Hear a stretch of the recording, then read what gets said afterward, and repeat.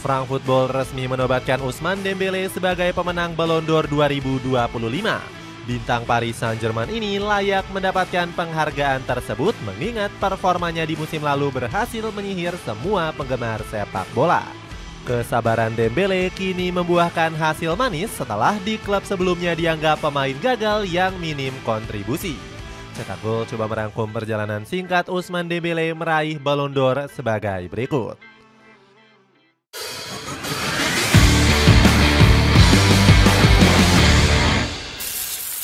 Keputusan tepat pindah ke Paris Saint-Germain.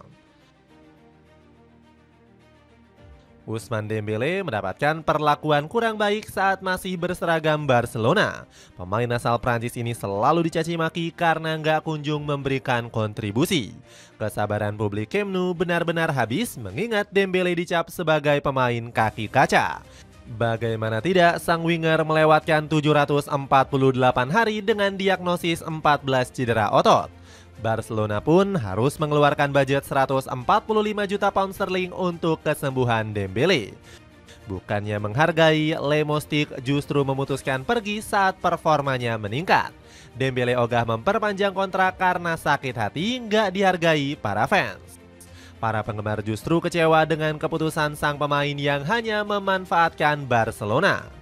Dembélé pun akhirnya menerima pinangan Paris Saint-Germain dengan mahar 50 juta euro. Ex-pemain Borussia Dortmund ini yakin kalau Les Parisiens bisa menjadi tempat untuk dirinya berkembang. Saya berbicara dengan pelatih dan presiden Nasser El Khelaifi dan mereka bilang pada saya mengenai proyek. Bermain di Perancis lagi juga membuat saya antusias lagi, kata Dembélé. Dembélé pun langsung menunjukkan kontribusi hebatnya di musim perdana dengan catatan 10 assist. Performanya makin meningkat dan masuk dalam jajaran top skor Ligue 1 pada musim 2024-2025. Di musim tersebut, Dembélé sukses membukukan 33 gol di semua kompetisi.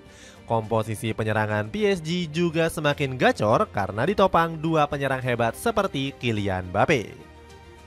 Tumpuan Luis Enrique setelah hengkangnya Mbappé.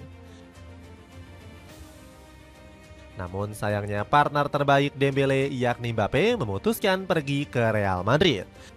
Luis Enrique percaya perginya Donatello nggak menyurutkan ambisi dan antusiasnya.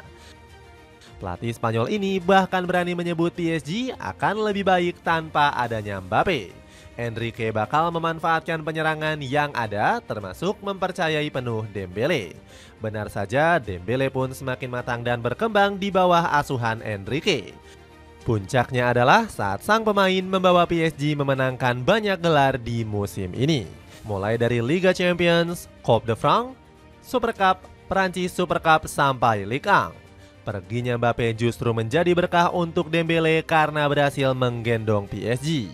Performa impresif ini nggak lepas dari keputusan berani Enrique. Sang pelatih menekankan Dembélé untuk nggak cuma fokus menyerang saja dan mengasah kemampuan bertahan.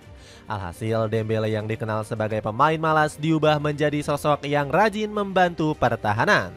Bahkan Enrique nggak segan-segan menyebut Dembélé sebagai bek terbaik. Dembélé menekan seperti dia adalah bek terbaik di dunia, puji Enrique.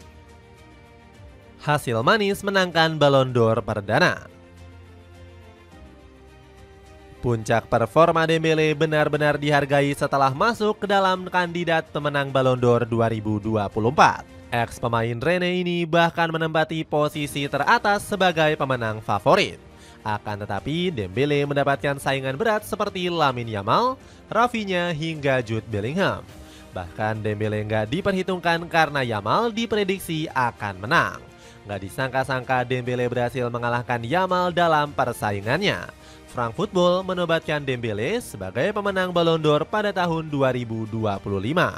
Ronaldinho selaku legenda turut memberikan apresiasi atas pencapaian hebat Dembélé. Menurutnya, pemain berjuluk Les Moustique itu layak mendapatkan penghargaan tersebut. Ousmane Dembélé layak menerima penghargaan ini berkat performanya yang konsisten dan penuh pengaruh dalam setiap pertandingan. Puji legenda Barcelona ini.